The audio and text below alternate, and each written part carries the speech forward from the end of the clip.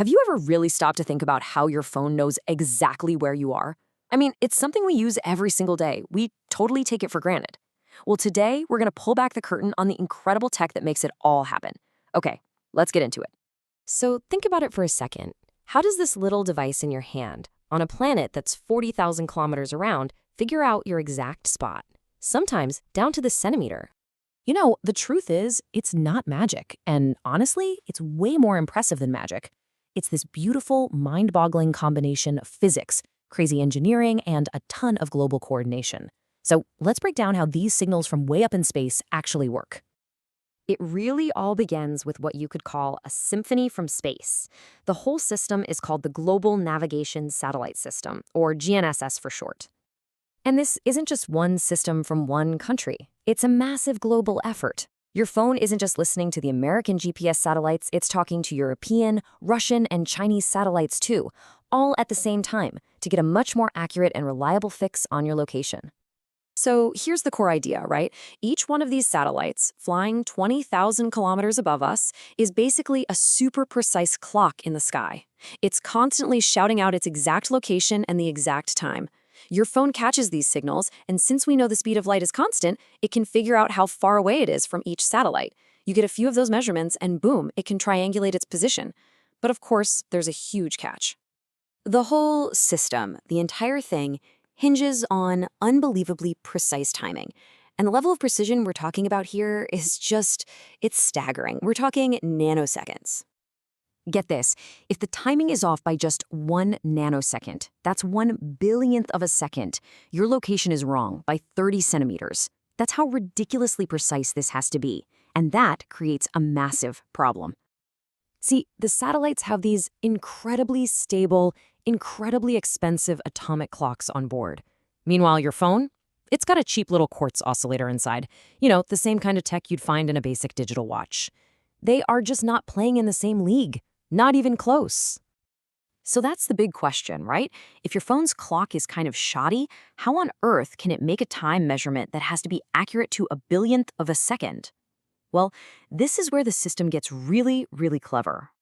The answer is a fourth satellite. See, with 3 satellites, you can figure out your position in 3-dimensional space, your latitude, longitude, and altitude.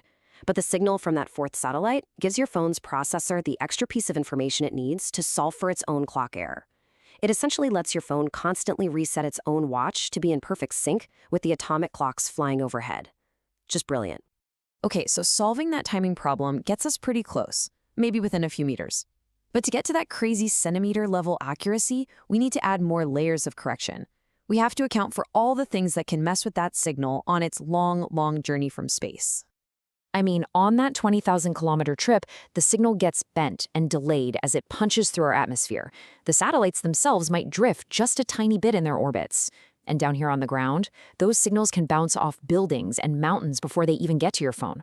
All of these little errors add up, and they all have to be corrected. So engineers use advanced techniques like something called real-time kinematic, or RTK. This is a huge leap. Instead of just using the timing data, RTK actually analyzes the physical shape, the phase of the radio wave itself. This allows for just insane precision. We're talking down to the millimeter. And you can really see the difference this stuff makes. Standard GPS, that's going to get you within about 5 meters. Other correction systems get you down to about a meter.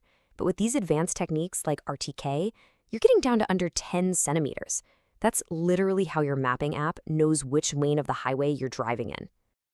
Okay, but what happens when you go inside, or you're in a city canyon where buildings are blocking the sky? Your phone can't see the satellites anymore. Well, don't worry, it's got a backup plan. It starts doing something called sensor fusion, and basically it stops looking up at the sky and starts looking inward, using this whole suite of tiny little sensors that are packed right onto its circuit boards. It's got an accelerometer to feel you moving, a gyroscope to measure when you turn, a magnetometer that's basically a tiny compass, and even a barometer to know if you're going up a flight of stairs. By blending the data from all of these, your phone can make a really good educated guess about where you are until it can see those satellites again. And if all that wasn't mind-bending enough, there is one more incredible factor at play here: relativity. Yep, Einstein's theory of relativity. Because the satellites are in a weaker gravitational field, time for them literally runs a tiny bit faster. Their clocks gain about 45 microseconds every single day. If engineers didn't correct for this relativistic effect, the entire global system would be off by about 10 kilometers a day. It's not a theory, it's a daily engineering problem. So when you put it all together, the fleet of satellites, the atomic clocks, all the atmospheric corrections, and your phone's internal sensors, what you have is this stunningly accurate, constantly self-correcting global machine. It really is a modern technological marvel.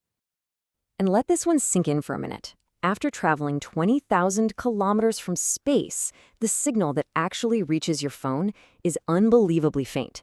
It is a whisper from space that is literally billions of times weaker than the stray radio noise bouncing around inside a microwave oven.